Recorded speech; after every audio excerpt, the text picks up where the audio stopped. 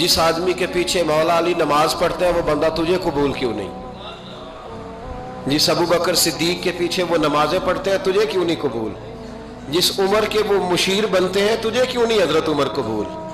और जिस उस्मान गनी के बारे में मौला अली की ये राय है कि इमाम हसन और हुसैन को तलवारें दे के हजरत उस्मान के दरवाजे पर खड़ा करके कहा बेटा यहाँ खड़े रहना, कोई दुश्मन उस्मान के करीब ना आने पाए। तो जिस उस्मान के हजरत अली मुहाफिज है तुझे वो उस्मान क्यों कबूल नहीं? याद रखो, हम लानत भेजते हैं फिरका वारियत पर, उम्मत को तबाह करते हैं वो लोग जो फिरका वारियत पैदा करते हैं। लेकिन आपको बताऊं, जिस जमात से आपका ताल्लुक है ना, उस जमात की उम्मत मुस्लिमा को जरूरत है। क़यामत भी 10 मुहर्रम को ही आएगी, जुमे का दिन होगा। तो मैं आज दिल को हाजिर नाजर रख के, अपनी तबीयत को हाजिर पा के बाशऊर आपको कह रहा हूं, जाग के सुनना खुदा का वास्ता। आप उस जमात से ताल्लुक रखते हैं, अगर काफिर के सामने इस्लाम का कोई चेहरा पेश हो सकता है तो सिर्फ सुन्नी का चेहरा पेश हो सकता है।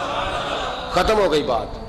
वरना कोई सहाबी का बेअदब है, कोई अहले बैत नबूवत का, आज मुझे कह लेने दो, खोल के कह लेने दो।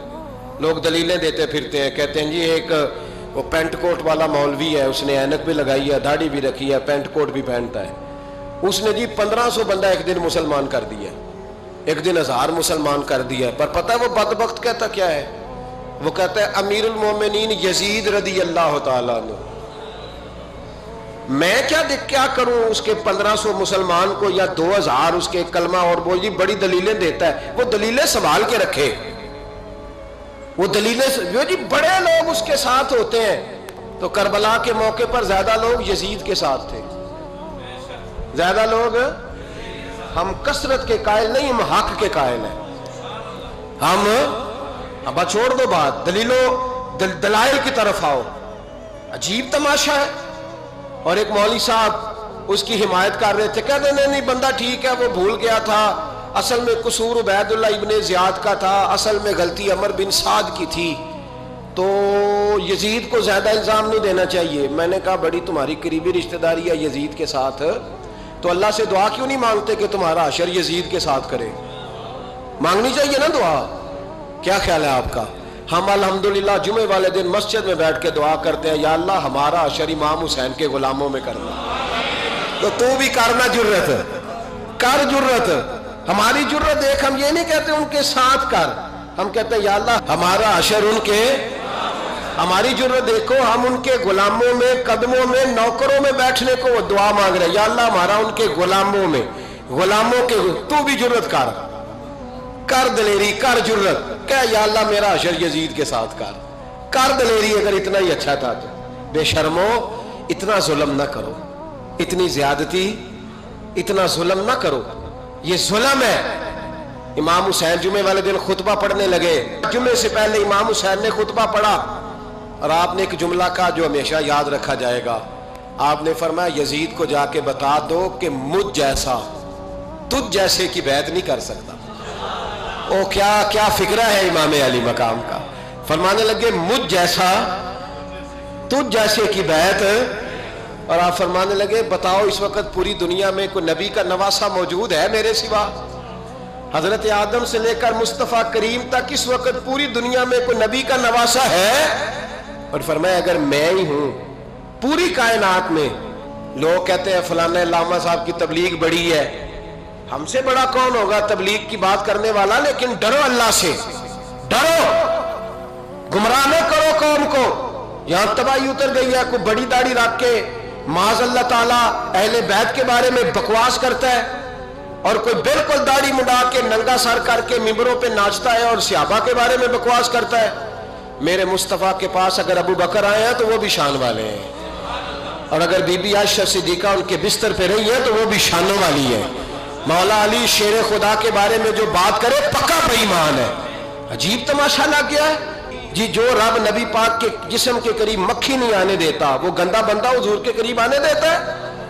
अजीब तमाशा है। उम्मत को तबाह कर रहे हो, काफिर को मौका दे रहे हो ये कहने का कि तुम्हारे नबी के पास बैठने वाले ठीक नहीं थे। अगर हुजूर के पास बैठने वाले ठीक नहीं थे तो बाद वाले कैसे ठीक हो गए? تو یہ باز آنا چاہیے ان بے شرموں کو، یہ امت میں تفرقہ ڈالتے، بے حیائی کرتے۔ سنو اور یاد رکھو، حضرت امام حسین نے خطبہ پڑھا نا جب جمعے والے دن، فرمایا مجھے پہچانو تو میں کون ہوں؟ تو عمر بن سعد بولا، پکے نمازی بولے۔ عمر بن سعد کہنے لگا حسین جلدی کر، ہمارا جمعہ لیٹ ہو رہا ہے۔ بلے ہو نمازیو، جلدی کر ہمارا، آئے ہائے کیا نماز ہے! یعنی نبی پاک کے نواسے کو شہید کریں گے اور شہادت کے بعد جمعہ پڑھیں گے اور نماز میں کہیں گے اللہم صلی علی محمد و علی آل محمد۔ ان کو شہید کر کے قتل کر کے جمعے کا خطبہ دیا جا رہا ہے اور نماز پڑھی جا رہی ہے اللہم صلی علی محمد و علی۔ تو میرا سنی بڑا بھولا ہے، کہتا ہے جی وہ زیادہ نمازیں پڑھتے ہیں۔ تو زیادہ نمازیں تو عمر بن سعد بھی پڑھتا تھا، تو بھولا۔ او خدا کے دیکھیں نا، جتنی نماز کی اخلاق کی بات شاید میں کرتا ہوں، آپ کو جماعت میں کم لوگ ملیں گے، لیکن یاد رکھنا نماز عقیدہ نہیں، روزہ عقیدہ نہیں، عقیدہ حسین ہے، عقیدہ حسن ہے، عقیدہ علی ہے، عقیدہ عثمان غنی ہے، عقیدہ عمر فاروق ہے۔ میں اس شخص کو کیا کروں؟ مجھے اس شخص کی کیا ضرورت ہے جو ممبر پہ بیٹھ کے کہتا ہے حسین ابن علی باغی تھے؟ وہ شخص، اس کی نماز روزہ حج زکات دیکھا جائے گا؟ آؤ قرآن مجید سورہ شورا آیت نمبر 23، گھر جا کے قرآن مجید کھولو، یہ والی آیتیں بھی پڑھا کرو، یہ والی بھی کھولا کرو۔ صحابہ جمع ہو کے نبی پاک کے پاس آئے، عرض کی یا رسول اللہ صلی اللہ علیہ وسلم آپ کے خرچے زیادہ ہیں، آمدن کا ذریعہ کوئی نہیں۔ جس طرح آج لوگ ہر پیر صاحب سے نہیں پوچھ رہے، علامہ صاحب سے، کہ آپ کام کوئی نہیں کرتے، کپڑے پھر بھی سفید پہنتے ہیں، کیا ذرائع آمدن ہے، پھر بھی آپ گاڑی میں گھومتے ہیں۔ ہمارا تو پروگرام تھا مولوی بھوکا مر جائے، پر اس کے پاس آتے ہیں تو یہ تازی چائے پلاتا ہے۔ کیا مطلب، کس طرح کا رویہ ہے؟ صحابہ کے بار وہ یہ نہیں سوچتے تھے آتے کہاں، وہ کہتے تھے آگے بڑھ کے حصہ ڈالیں۔ وہ سارے آگے بڑھے، کہا یا رسول اللہ صلی اللہ علیہ وسلم اخراجات زیادہ ہیں، ذرائع آمدن بظاہر کوئی نہیں، نذرانوں پہ اعتراض نہ کیا کرو، نذرانہ دینا نبی پاک کی سنت ہے، نذرانہ قبول کر لینا نبی پاک کی، بولو، حضور کی سنت ہے۔ تو صحابہ جمع ہو کے آئے، ایک جگہ پہ میٹنگ کی، کہا تھوڑے سے پیسے ہر مہینے پیش کریں گے۔ تو حضور سے بات کون کرے گا پیسوں کی؟ کہا ہم نے نہیں کرنی، نبی پاک کے چچا جناب عباس کریں گے۔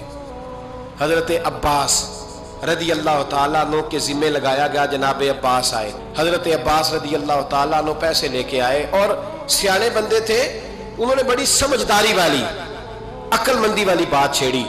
یہ نہیں کہا کہ حضور ہم یہ نذرانہ دیں گے، کہنے لگے یا رسول اللہ ہمیں پتہ ہے آپ کی مذہبی مصروفیت اتنی ہے کہ آپ کو ٹائم نہیں ملتا کاروبار کرنے کا، اگر آپ کام کریں گے تو پھر آپ کس طرح کر کے دین کا کام ہو سکے گا، اور یا رسول اللہ آپ نے جو ہمارے لیے کیا ہے اس کا ہم بدلہ نہیں دے سکتے، ایک حرف کا بدلہ نہیں دے سکتے، حضور یہ تھوڑا سا نذرانہ ہر مہینے لایا کریں گے، قبول کر لیں۔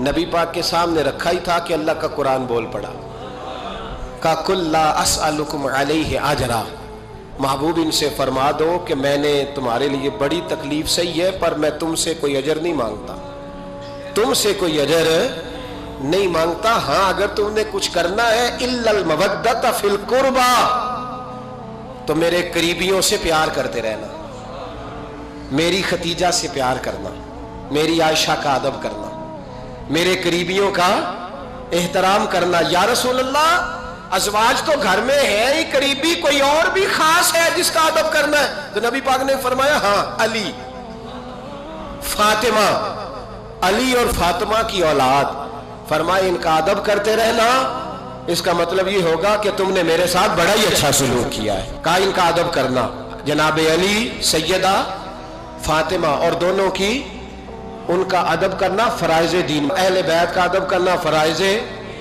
کچھ لوگ کہتے ہیں کچھ لوگ جی سید بن گئے ہیں نہیں، پر تو میں کہ جڑے بن گئے انہوں نے اللہ آپ ہی پوچھ لے گا، تو ادب کر، جڑے بن گئے نے اللہ۔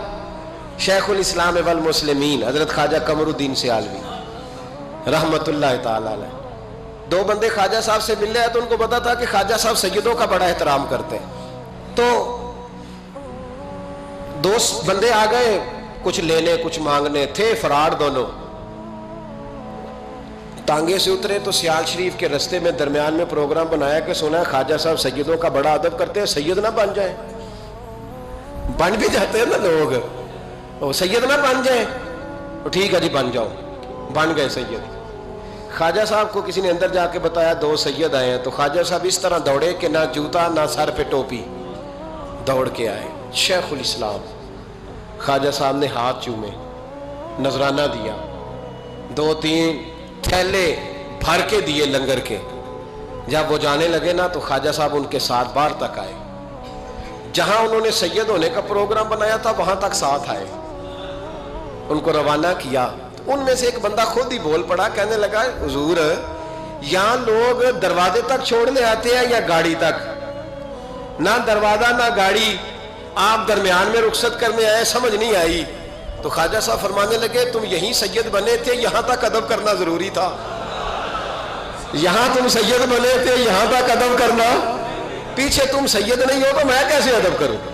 जहां तक तुम सैयद हो वहां तक अदब करना। और मेरे आला हजरत ने अकीदा दिया, कहने लगे तेरी नस्ल पाक में है बच्चा बच्चा नूर, तेरी नस्ल पाक में है बच्चा बच्चा नूर का, तू है ऐने नूर तेरा सब घराना नूर का। तो मियाँ साहब ने इसकी वजाहत भी की। मियाँ साहब से कहा हुजूर अदब करता कौन है? सारे तो अदब करते नहीं। तो मैं दूर नहीं ना जाता, पुराने मुहद्दिसीन नहीं पूछता, ये कश्मीर में मियाँ मोहम्मद बख्श साहब से पूछ लेते हैं हुजूर अदब करता कौन है? तो मियाँ साहब फरमाने लगे असला नाल जे नेकी करिए। किना नाल? असला नाल जे नेकी करिए तो नस्ला ताक नहीं भुल दे। हाँ बेअसला नाल नेकी करिए तो फुल कंडिया नाल तुल दे। बेअसला फरमाने लगे जो असल होगा ना इखलाक का, किरदार का, खानदान का असल, वो हमेशा मुस्तफ़ा के सहाबा का भी एहतराम करेगा और अहले बैत नबूवत का भी इनका अदब करे। सुने नबी पाक ने क्या फरमाया, तिरमिजी में हदीस है, नबी पाक ने खुतबा हुज्जतुल विदा दिया। लोग हमें कहते हैं नमाज रोजा हज ज़कात से आगे ना जाओ, हुजूर ने खुतबा दिया, फरमाया मैं तुम्हें 2 चीजें दे के जा रहा हूं, अगर थाम के रखोगे तो गुमराही तुम्हारे पास नहीं आएगी। या रसूलल्लाह कौन कौन सी?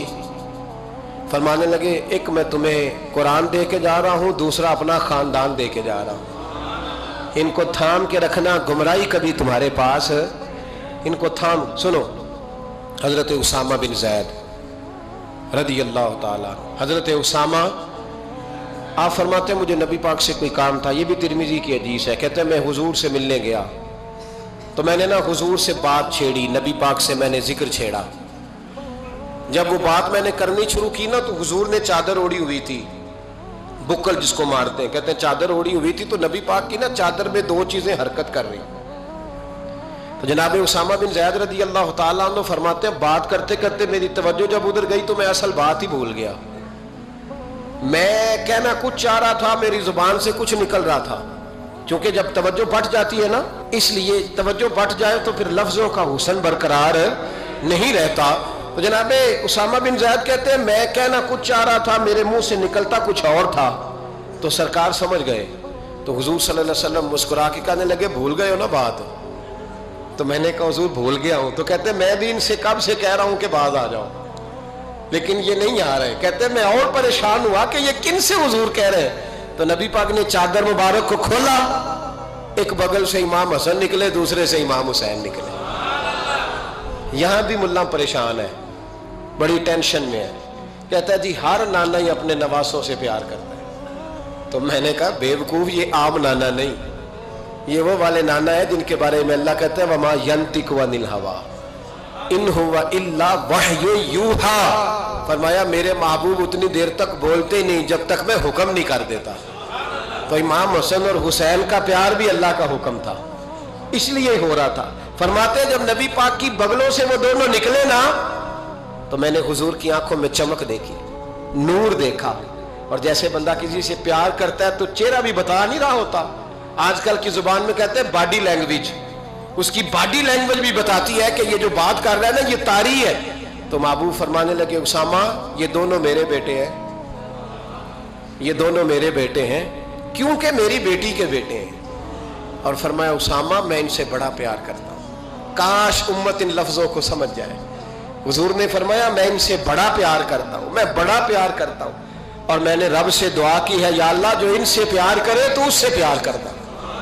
میں نے یہ دعا کی ہے اے اللہ جو ان سے پیار کرے تو اس سے بھی پیار کرنا. حضرت امام حسنین، پہلی بات یہ ہے کہ ان کا پیار ایمان کا حصہ ہے، ان کا پیار ایمان کا حصہ ہے. ان سے جو پیار نہ کرے گا مصاحب ایمان.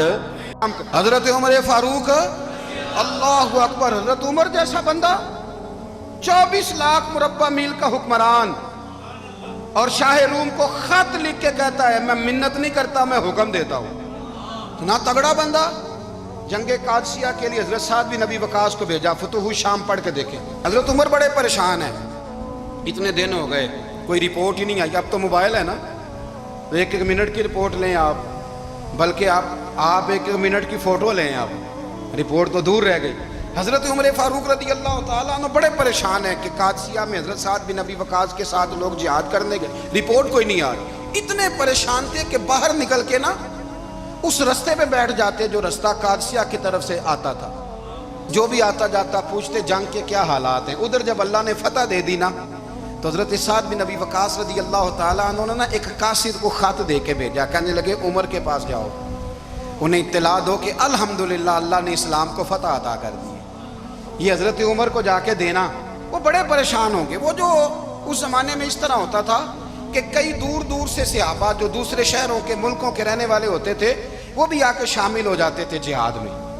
کوئی ایک دفعہ مدینے آیا، کوئی 2 دفعہ آیا، پھر اپنے اپنے علاقوں میں. بہت سارے لوگوں نے زیادہ دفعہ حضرت عمر کو دیکھا بھی نہیں تھا.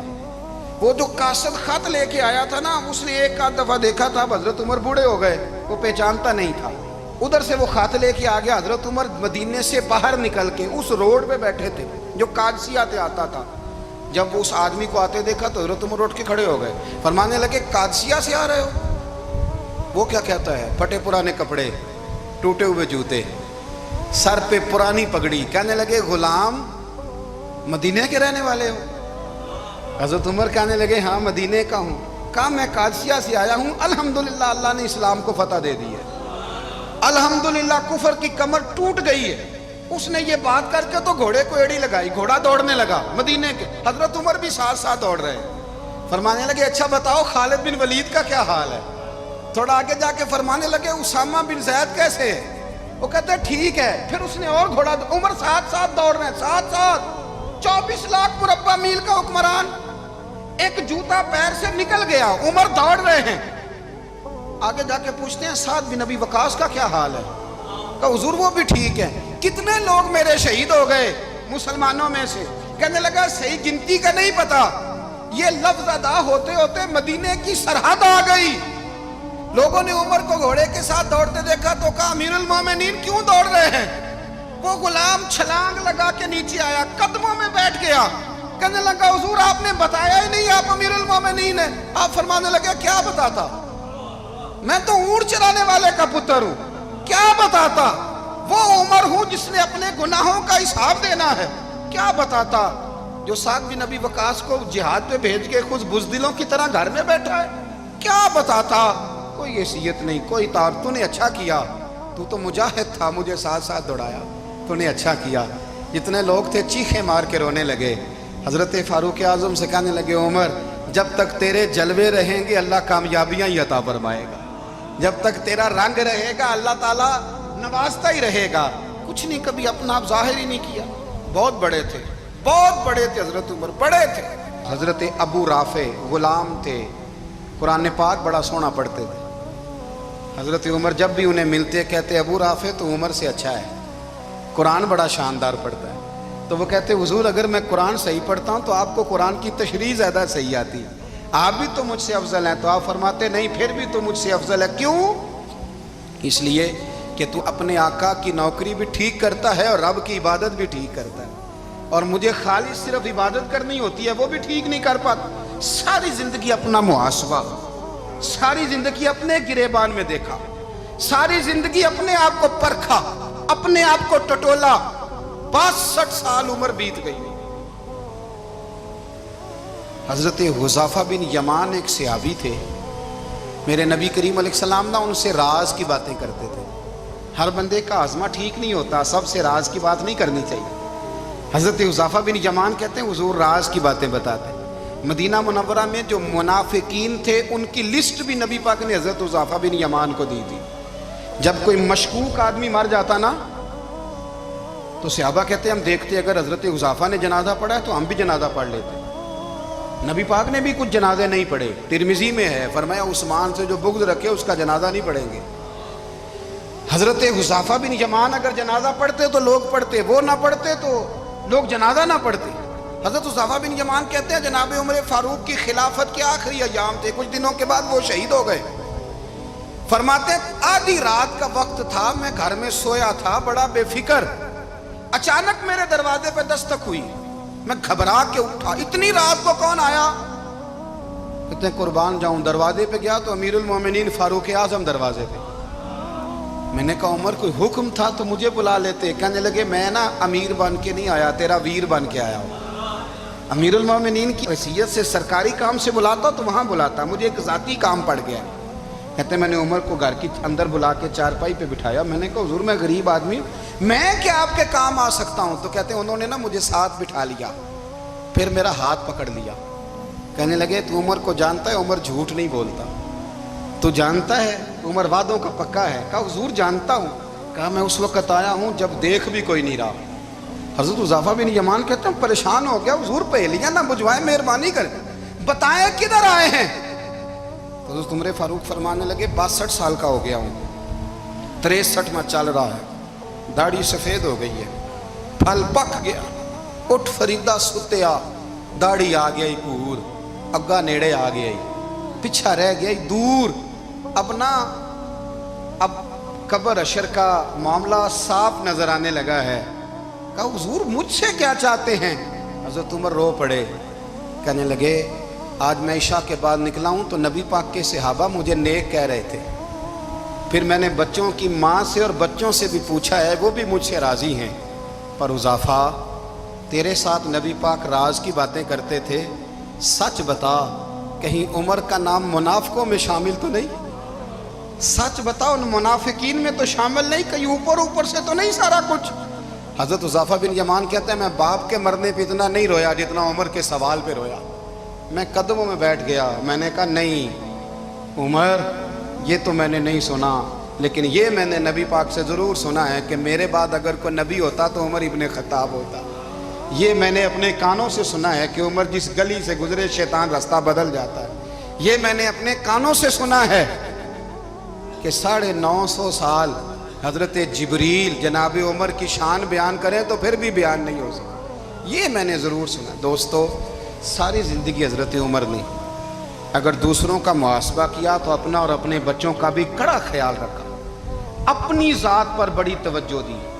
جو لوگ اپنا بھول جاتے ہیں نا، ہمیں اپنی صحت کا بڑا خیال ہے لیکن اپنی روحانی زندگی کا کوئی خیال نہیں ہے۔ حضرت عمر فاروق رضی اللہ تعالیٰ عنہ نا باہر والوں کا بھی بڑا سخت حساب کرتے تھے۔ بڑا ایک گورنر صاحب نے لباس بڑا شاندار پہننا شروع کر دیا تھا تو حضرت عمر نے اتروا کے نا تو انہیں ٹاٹ کا لباس پہنا کے تو اونٹ چرانے کی ڈیوٹی دے دی تھی۔ اتنا سخت احتساب کرتے تھے۔ کسائی کی دکان پر بھی 1-2 گھنٹے کھڑے ہوتے تھے۔ جو آدمی مسلسل 2 دن گوشت خریدتا تھا نا، فرماتے تھے اس کا ٹیکس بڑھا دو، لوگوں کو دال نہیں مل رہی اور یہ روز گوشت کھاتا ہے۔ حضرت فاروق اعظم اس کو جزیہ کہا جاتا تھا، یا کچھ اور معاملات ہوتے تو بڑھا دیتے تھے۔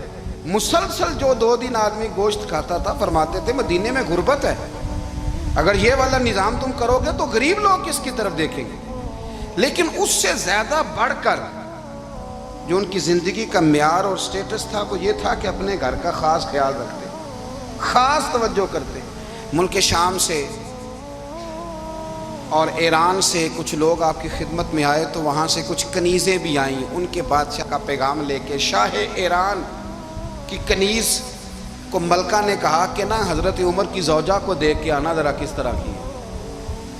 ہمارے ملک میں کیا کہتے ہیں خاتون اول، باقی سارے دوؤں میں خاتون اول، ذرا خاتون اول کو دیکھ کے آنا۔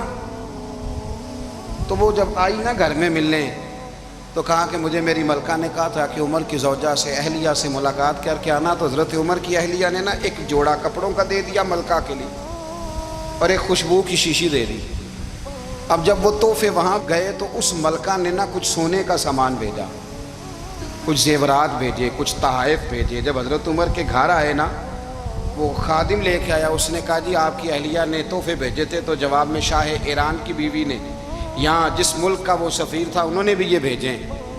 تو حضرت عمر فاروق نا وہ تحفے لے کے گھر گئے تو جا کے کہنے لگے اپنی اہلیہ سے، یہ تو کب سے تحفے تحائف بھیجنے لگ گئی ہے، یہ کب سے نظام شروع ہو گیا؟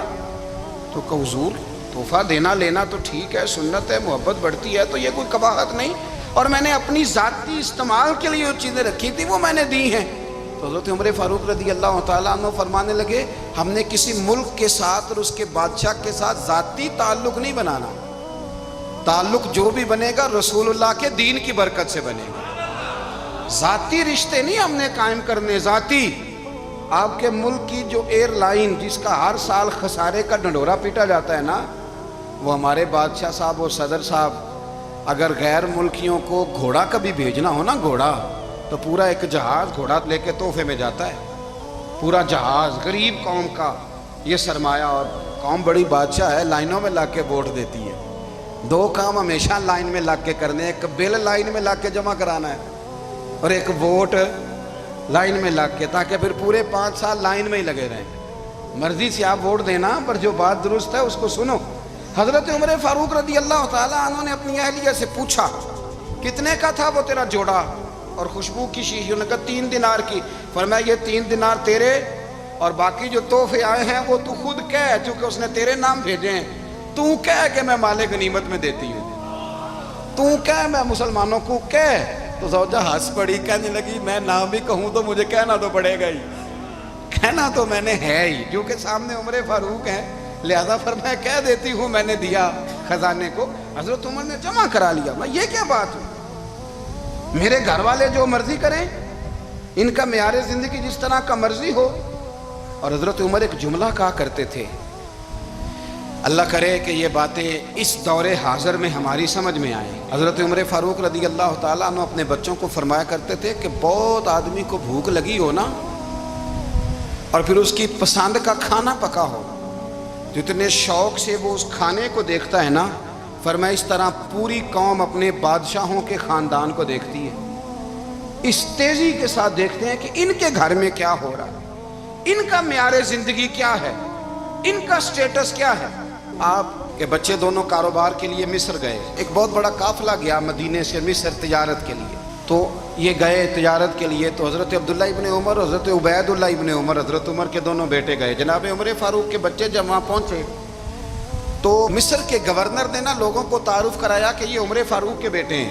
ایک چھوٹی سی بات کر دوں، یہ چودھری کے بیٹے کو کون بتاتا ہے کہ تو چودھری کا بیٹا ہے؟ باہر والے بتاتے ہیں، گھر والے۔ اور سیٹھ صاحب کے بیٹے کو کون بتاتا ہے کہ تو سیٹھ صاحب کا بیٹا ہے؟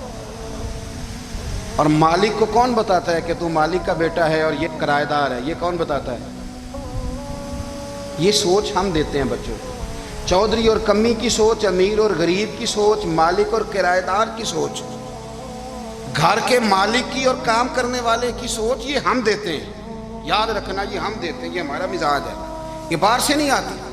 تو کوئی شہزادہ ہے، تو سیٹھ ہے، تو نواب ہے، یہ سوچ باہر سے نہیں آتی، یہ اماں سوچ دیتی ہے، اماں، یہ ابا سوچ دیتا ہے۔ اور پھر جب تباہی اترتی ہے تو اس کے ذمہ دار بھی باہر والے نہیں ہوتے، گھر والے ہوتے ہیں، گھر والے۔ ہمارے بچوں کی طبیعتوں پر زیادہ نقش باہر والوں کا نہیں ہوتا، گھر والوں کا ہوتا ہے، یاد رکھیے گا۔ حضرت عمر فاروق رضی اللہ، بچے ہیں، شہزادے ہیں، وہ کاروبار کرنے گئے اور وہاں بتایا گورنر صاحب نے کہ یہ فاروق اعظم کے بچے، امیر المومنین کے۔ لوگوں نے ان سے زیادہ مال خریدا، تجارت میں زیادہ نفع ہوا۔ ظاہر ہے کہ وہ آپ کے جو اللہ خیر کرے حکمران ہیں، ان کے کاروبار کتنے ملکوں میں ہیں، کس بنیاد پر ہیں؟ صرف اس بنیاد پر کہ وہ حکمران رہے، ان کے لیے آسان تھا بڑے لوگوں سے تعلقات بنانا۔ حضرت عمر فاروق رضی اللہ تعالیٰ عنہ کے بچے ڈھیروں مال کما کے جب واپس آئے نا، تو حضرت عمر سے آ کے بچوں نے بطور محبت کا، ابا جی اللہ نے بڑا ہی فضل کیا ہے، بڑا مال کمایا الحمدللہ، یہ دیکھیں کتنا نوازا ہے۔ تو حضرت عمر کہنے لگے سارے قافلے نے اتنا ہی کمایا ہے، سارے قافلے نے اتنا ہی کمایا ہے؟ کہ حضور نہیں، سارے قافلے نے اتنا نہیں کمایا، سب کو اتنا نہیں ملا۔ وہ تو وہاں گورنر صاحب نے لوگوں کو تعارف کرایا تھا کہ یہ عمر کے بچے ہیں، تو لوگوں نے پھر ہم سے بڑا ہی خریدا۔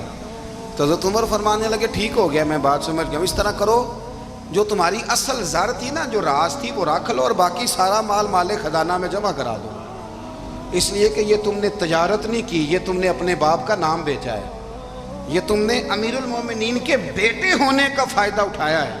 فرمایا یہ تمہارا نہیں حق، یہ مسلمانوں کا ہے، اس لیے کہ یہ مال تم نے محنت سے نہیں کمایا، یہ باپ کی کرسی کا فائدہ اٹھایا ہے۔ اور فرمایا اگر تم نے مال جمع نہ کرایا تو میں مال بھی لے لوں گا زبردستی اور کوڑے بھی ماروں گا، ڈبل سزا دوں گا، مرضی سے جمع کراؤ گے تو کوڑوں سے بچ جاؤ گے۔ بڑے بیٹے نے تو جمع کرا دیا، تو چھوٹا تھوڑا پریشان ہوا، تو حضرت عبداللہ ابن عمر چھوٹے بھائی کا ماتھا چوم کے کہنے لگے بیٹے چپ کر کے جمع کرا، یہاں بھی فخر کر کے ہم عمر کے بیٹے ہیں، اور قیامت میں بھی فخر کریں گے کہ ہم فاروق اعظم کے بیٹے ہیں۔ یہاں بھی ناز کریں گے اور وہاں بھی ناز کریں گے کہ عمر کے بچے ہیں، ہمارے باپ نے خود بھی حلال ہی کھایا ہے، اور جب ہماری کمانے کی باری آئی ہے تو ہمیں حکم بھی حلال کھانے کا دیا۔ بھائی ہمارا مزاج دے، بچہ جب لے کے آتا ہے 2 لاکھ روپیہ تو کبھی پوچھے کہاں سے آیا ہے؟ جب وہ پہلے دن غلط دوستوں کے پاس جا کے بیٹھتا ہے تو کبھی نکالا ہے گھر سے اسے؟ یہ بہت سارے خمیازے ہمیں اس لیے بھگتنے پڑتے ہیں کہ ہم ابتدا میں سوراخ بند نہیں کرتے، جب اس میں شگاف پڑ جاتا ہے، سیلاب آتا ہے تو ہمیں ہوش آتی ہے۔ حضرت عمر نے اپنے گھر میں نگرانی رکھی، کڑی نگرانی، زیادہ نماز گھر میں پڑھتے تھے حضرت عمر، نفلی نمازیں زیادہ کیوں بلا؟ میرے صاحب مجھے حکم دیتے تھے کہ فرض نماز کے علاوہ نمازیں گھر میں پڑھنا، بچوں کو عادت پڑے گی، ذوق پیدا ہوگا، ان کو پتہ چلے گا کہ ہمارے گھر میں 5 وقت کوئی اور کام بھی ہوتا ہے۔ بھائی یاد رکھیں کہ آپ نے اگر سجدہ کرنا ہے تو بچہ لیٹ جائے گا، اسے پتہ کوئی نہیں سجدہ کیا ہے، لیکن جب گھر میں کبھی قرآن ابا جی کھول لینا، میں اکثر کہتا ہوں جب ابا جی کا موڈ بن جائے نا لیکچر دینے کا، وہ گھر میں شروع ہو جاتے ہیں، کہتے ہیں آپ لوگ نماز نہیں پڑھتے اس لیے میرے کاروبار میں برکت کوئی نہیں، تم سویرے قرآن پاک نہیں کھولتے تو میں تباہ ہو گیا ہوں۔ تو میاں آپ نے کب گھر میں قرآن پاک کھولا تھا؟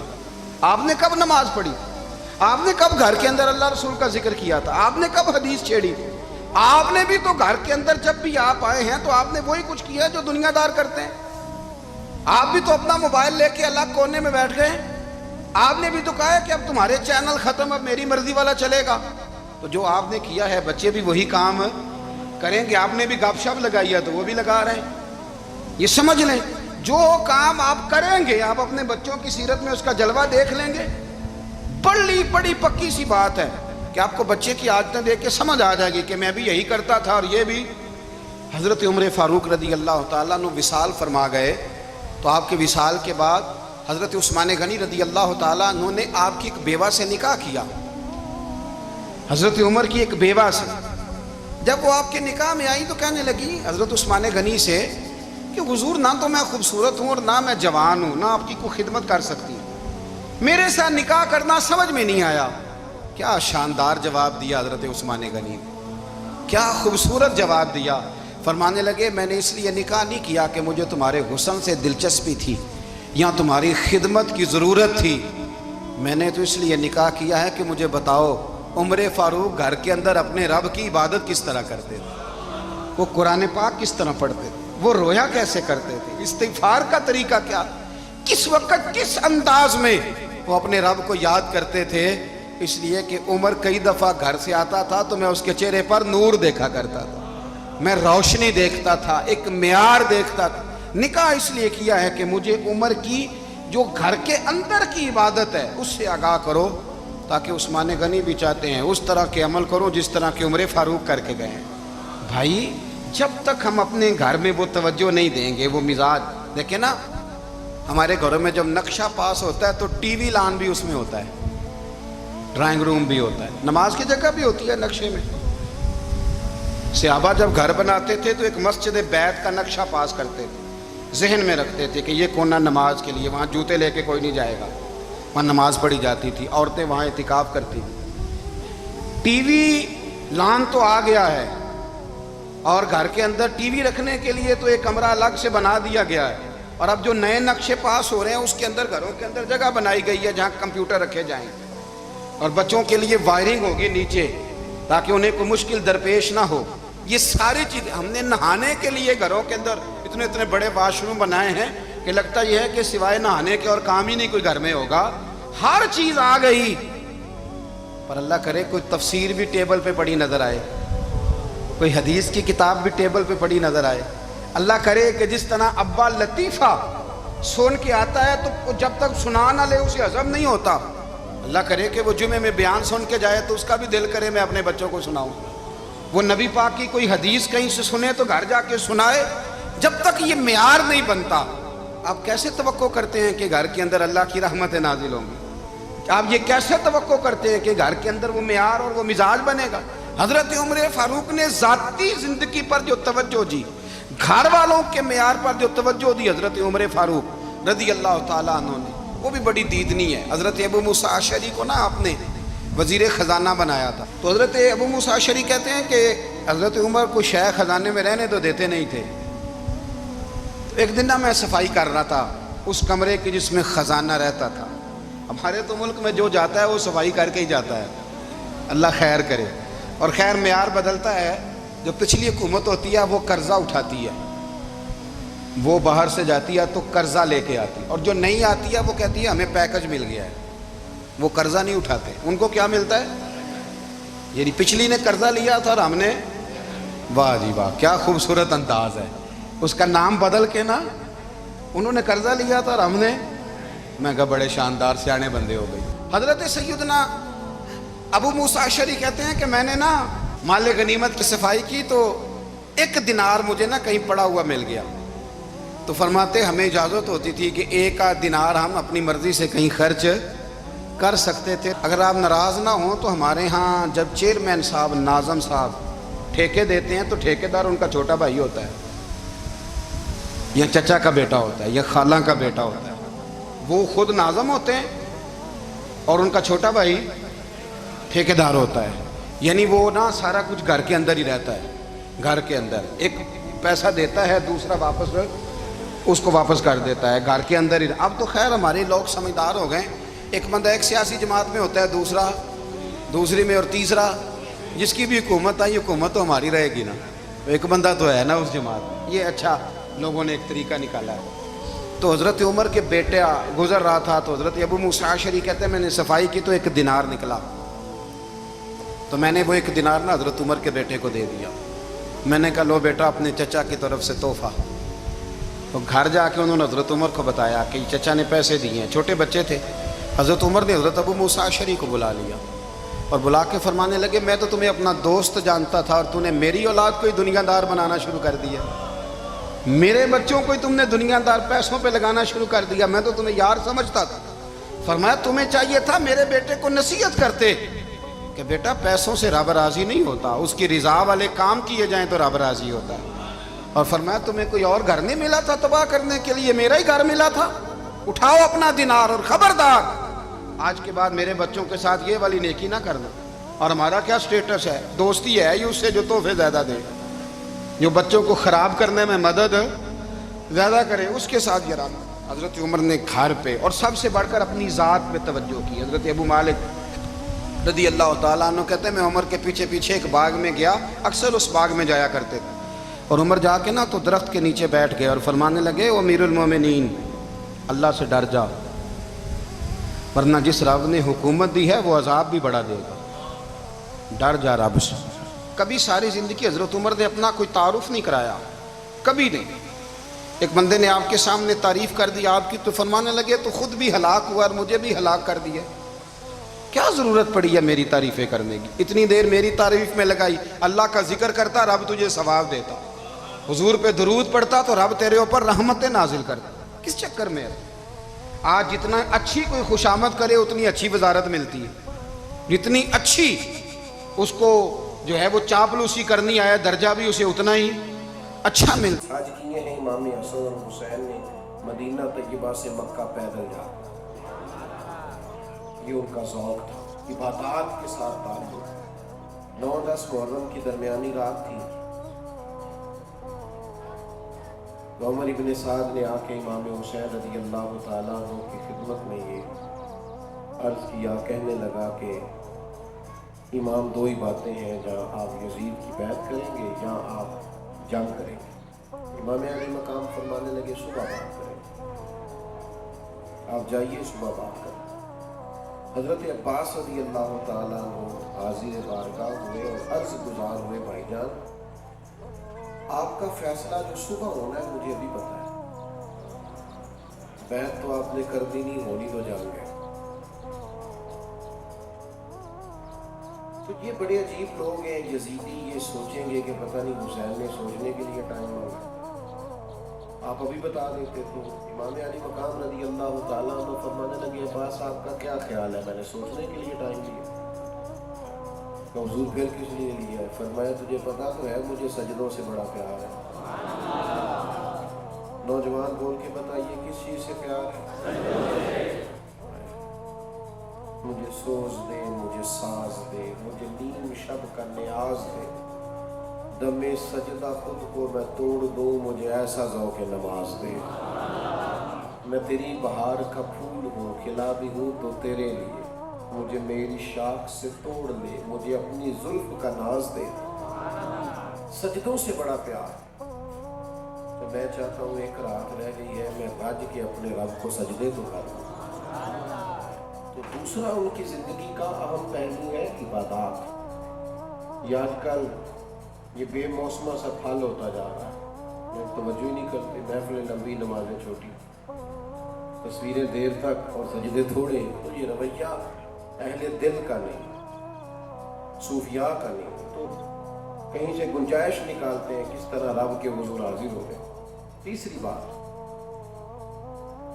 جو اہل بیت نبوت سے آپ کو بہت سیکھنے کو ملے گی وہ ہے بہادری، دلیری، جذبہ حریت۔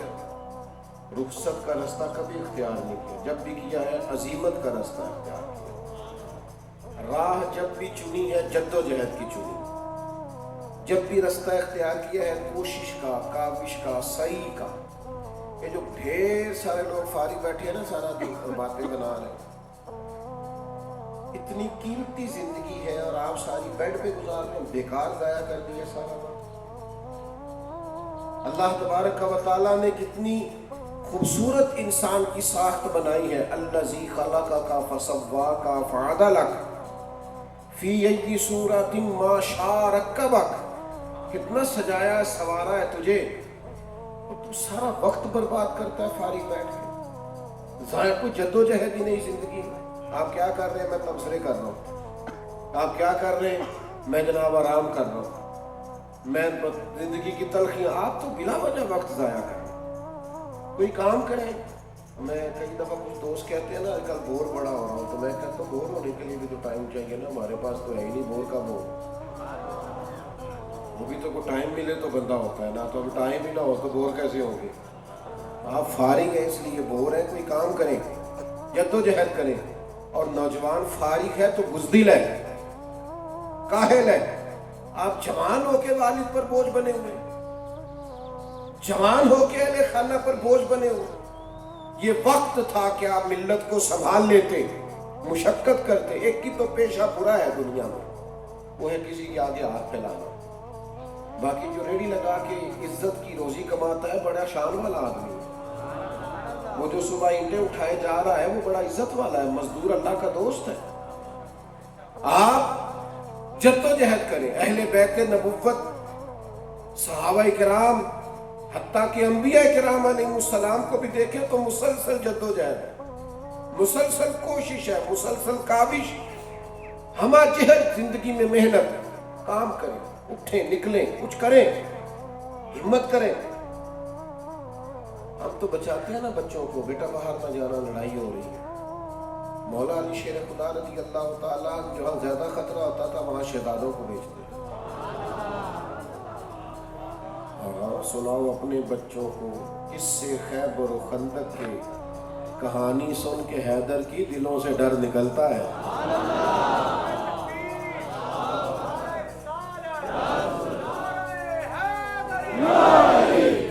جس دن بلوانیوں نے سیدنا عثمان غنی رضی اللہ تعالیٰ عنہ پہ حملہ کیا، سب سے زیادہ خطرہ دروازے پہ تھا۔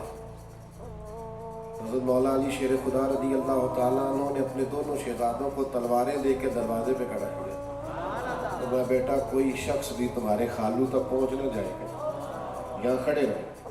سخت جگہ جی وہاں کھڑا کیا، بچوں کو بزدلی سکھا رہے ہیں، ڈر سکھا رہے ہیں، ان کے مزاجوں کے اندر کاہلی پیدا کر رہے ہیں، آرام پسندی ہمارا مزاج بن گیا، طبیعت ایسی ہے۔ بستر پہ تو تب جانا چاہیے جب بندہ پورا تھک جائے اور پورا جو ہے اس کی طبیعت چور ہو جائے، ورنہ جب تک آپ بیدار ہیں آپ کام کریں، جدوجہد کریں۔ آج کل سب سے زیادہ کیا کام ہوتا ہے؟ موبائل دیکھنے کا کام۔ یہ کوئی کام ہے؟ زندگی موبائل کے باہر ہے، اندر زندگی نہیں ہے۔ آپ موبائل کے اندر زندہ نہ رہیں، آپ باہر نکلیں، آپ دنیا کو دیکھیں۔ تو آپ کربلا میں بھی دیکھیے کہ دلیری، جذبہ، گھر میں ایک میت ہو جاتی ہے تو لوگ کئی دن آنکھیں نہیں کھول پاتے۔ امام علی مقام نے کتنی مقدس لاشوں کو اٹھایا، لیکن پھر بھی جب منبر گھوڑے پہ بیٹھے ہیں تو ڈرے ہوئے نہیں بیٹھے، سہمے ہوئے نہیں بیٹھے، آنکھوں میں آنسو لیے نہیں، بلکہ امامہ بازا ہے۔ ذوالفقار حیدری اپنے ہاتھ میں پکڑی پورے جذبے اور وارفتگی کے ساتھ، اور پھر گھوڑے پر بیٹھے ہیں تو پھر خطبہ دیا۔ کوئی کسی جگہ کمزوری نہیں، کوئی کسی جگہ تھکاوٹ نہیں، کوئی ان کے لہجے کے اندر کسی قسم کی کسی شخص نے سستی نہیں دیکھی۔ وقار ہے، دبدبہ ہے، تنتنا ہے، لہجے کی حرارت، لفظ اور جملوں میں طاقت ہے۔ یہ کمزور باتیں کرنا، تھکی باتیں کرنا، کچھ بھی نہیں ہو سکتا، حالات بڑے خراب ہو گئے ہیں، یہاں کوئی کچھ نہیں کر سکتا، یہ تو آپ جان چھڑاتے ہیں اس طرح کی باتیں کر کے۔ آپ کرنا کچھ نہیں چاہتے، اس لیے اس طرح کے جملے اپنی زندگی میں استعمال کریں۔ خوب جدوجہد۔ اور پھر چوتھا سبق اہل بیت سے اور ان کا جو پیغام ہے جو ہم نے سیکھنا ہے وہ ہے کہ کامیابیاں سویرے نہیں مل جاتی، محنت کریں، نتیجہ اپنے رب پہ چھوڑ دیں۔ نہیں سمجھ رہے آپ؟ مومن کی شان یہ ہے کہ محنت کرے اور نتیجہ، جو نتیجہ مانگتا ہے نا، نتیجہ، اس نے خدمت نہیں کی، اس نے تجارت کی۔ جو نتیجہ مانگتا ہے اس نے عبادت نہیں کی، تجارت کی۔ آپ خدمت کریں، دین کی ڈیوٹی کریں، نتیجہ اللہ پہ چھوڑ دیں، وہ جس طرح کا چاہے اپنے فضل سے نتیجہ عطا کرے، جیسا چاہے وہ نواز دے۔ آپ دیکھیے نا، ڈھیر سارے انبیاء ہیں، قرآن مجید کہتا ہے کہ بعض انبیاء کو شہید تک کر دیا گیا، تو ان کے ذمہ جو کام تھا وہ کام انہوں نے کیا، اللہ سے نتیجے کا مطالبہ، تو جو اللہ فیصلہ اپنے کرم سے کر دے۔ امام علی مقام رضی اللہ تعالیٰ عنہ شہید ہو گئے، اپنے اون و انصار کے ساتھ، اپنے گھر والوں کے ساتھ، قبیلے والوں کے ساتھ کربلا میں شہادت ہو گئی۔ چھوٹے بچے سے لے کر امام علی مقام تک وجود سے سر جدا ہو گئے۔ تو کیا سویرے یزید کی حکومت ختم ہو گئی تھی؟ پھر اگلے دن 10 محرم کو یہ شہید ہوئے تو کیا 11 کو انقلاب آ گیا؟ نہیں، تو 3.5 سال 4 سال بعد نے لکھا ہے 4.5 سال تک حکومت کر گیا۔ وہ کر گیا نا، رہا وہ اقتدار پہ، لیکن ایک شخص اتنا عرصہ اقتدار پہ رہے تو پھر اس کی حمایت کرنے والا جو اندر اندر سے حمایت کرے، کھول کے وہ بھی نام نہ لے سکے، اندر اندر سے چھپ چھپا کے کہے نہیں میں بھی اسے برا ہی کہتا ہوں، نہیں کہتا میں بھی ہوں، لیکن یہ بھی تو دیکھے نا، لیکن اگر مگر کرے تو اس کا مطلب ہے 4 سال حکومت کر کے بھی مر گیا ہے، دفن ہو گیا ہمیشہ کے لیے۔ اس کا نام، اس کا کام، اس کے وہ انداز، وہ ذلت کا استعارہ بن گئے۔ اور امام حسین کا کمال دیکھیے، وہ اگرچہ ایک دن بھی حکومت نہیں کر سکے پر قیامت تک کے لیے حکومت حسین ابن علی کی۔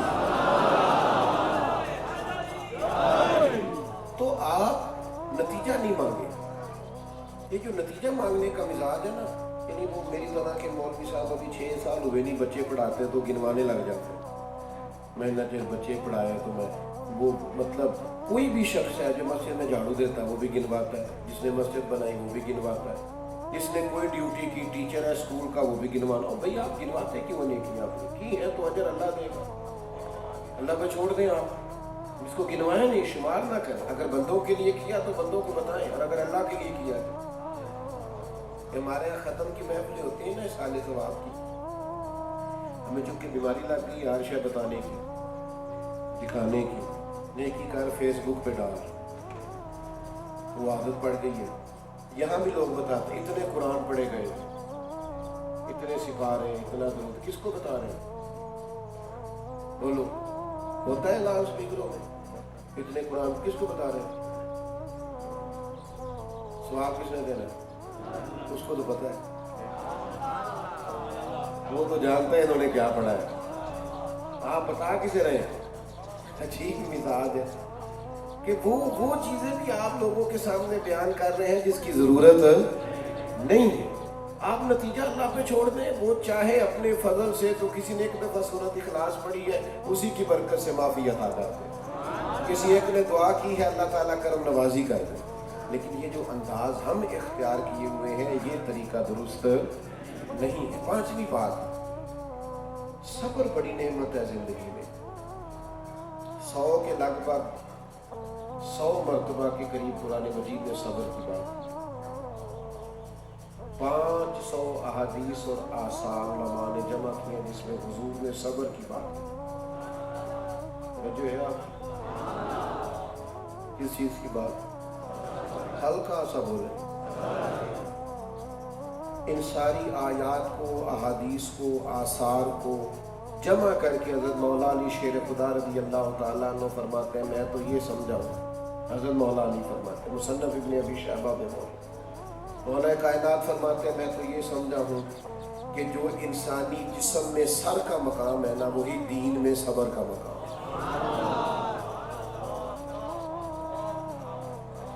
آپ نے ماشاءاللہ مجھے بڑی داد دی. اب آپ ناراض ہونے لگے ہیں مجھ سے، میں آپ کو ناراض کرنے لگا ہوں. اتنا زیادہ صبر کا درجہ کتاب و سنت میں، اور ہمارے معاشرے میں جوش ہے نہیں ہے. وہ کیا ہے؟ نہیں نا تسی بول دیں. میں آخیا جی تسی ناراض ہونے لگے ہو گئے ہو تسی. میں چلیں چھوٹی سی بصیرت میری بھی ہے، ہو گئے ناراض آپ. جو نہیں ہے وہ کیا ہے؟ یہ دوست اب یہاں سے مجھے آگے جانا ہے، کوئی اور وعدے ہیں، کچھ بیمار رہا تو کچھ وعدے جو تھے وہ زیادہ بڑھ گئے. پچھلے بھی آگے اگلے پروگرام بھی تھے. اب کوئی کہہ دے گا نا تھوڑا پیچھے ہٹ جائے، اس کا مطلب ہے آگے ہو جائے تھوڑا سا. اس کا معنی یہ سمجھتے ہیں. یا آپ ذرا ٹھہر جائیں، تھوڑا صبر کر لیں تھوڑی.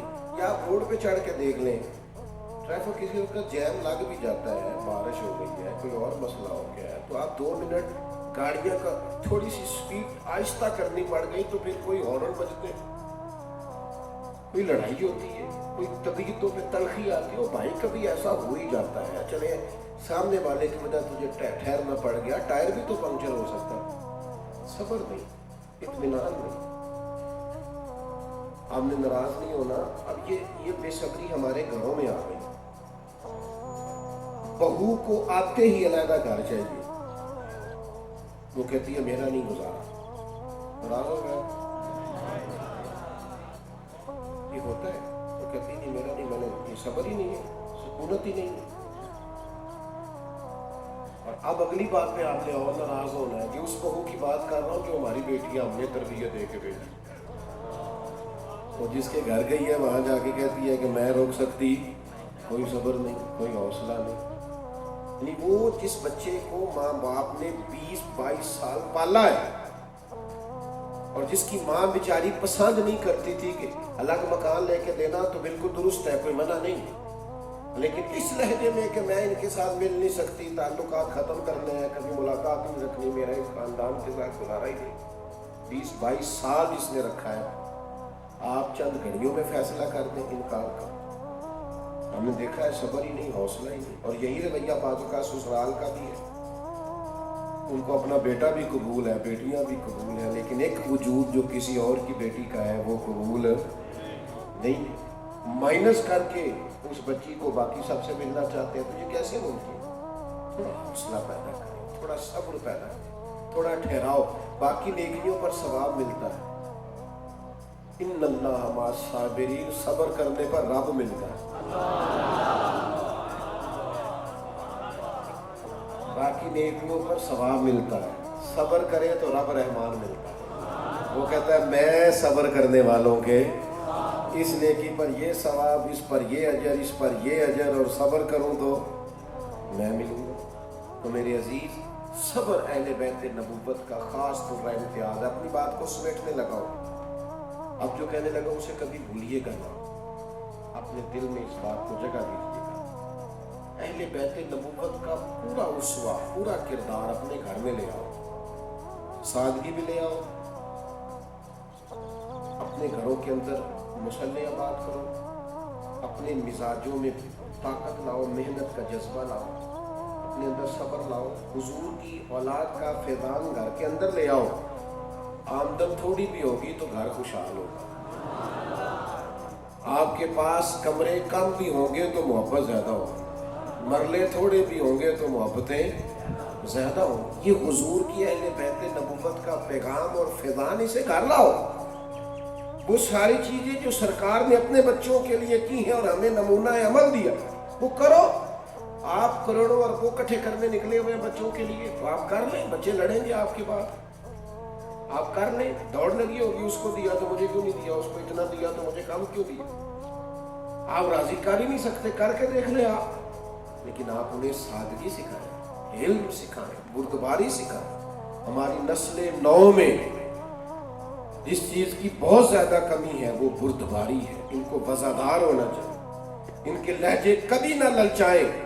کسی کا بہت اونچا گھر بھی دیکھ لیں تو یہ اپنی چھوٹی سی کٹیا پر راضی رہیں، یہ کہیں کہ میرے رب نے میرا یہی نصیب رکھا، میں محنت کروں گا، جد و جہد کروں گا، لیکن کوئی چور رستہ کبھی بھی اختیار یہ تب ہوگا جب حضور کی اہل بیت کا اسوہ نور صرف مسجد میں اور منبر پر اور محفل میں نہیں ہوگا، بلکہ اس کو ہم اپنے گھر لے کے جائیں گے اور عملاً اس کا نفاذ کریں گے۔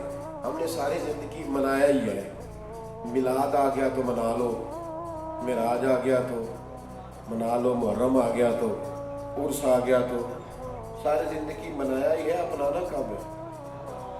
سیرت کو اپناؤ نا بھائی، کردار حسین اپناؤ، مناؤ کہ بس ساری زندگی اس پر بھی تقریر کرو، اس پر بھی تقریر کرو، اس پر بھی محفل منعقد کرو۔ تو آپ اب اپنانے کا رستہ اختیار کریں۔ اللہ کے حضور دعا کرتا ہوں جو کہہ سکا ہوں اللہ قبول فرمائے۔ کچھ طبیعت ابھی اتنی بحال نہیں ہے کہ بہت لمبی بات کر، ویسے بھی پہلے بھی اتنی لمبی نہیں کرتے تھے، تو میں حاضری اس لیے دی کہ بھائی کئی دفعہ تشریف لائے اور میں وعدہ کر چکا تھا ان کے ساتھ، تو میں نے کہا کہ یہ میری تکمیل ہو جائے۔ اللہ تعالیٰ ہماری حاضری کو قبولیت کا درجہ عطا کرے۔ آخر دعوانا الحمدللہ، اللہم صلی علی سیدنا محمد معدن الجود والکرم وبارک وسلم۔ اللہ ہماری حاضری قبول فرما، ہمارے گناہ معاف فرما، ہماری غلطیوں سے درگزر فرما۔ اللہ سجدوں کا ذوق، عبادتوں کا شوق، تلاوتوں کی لذت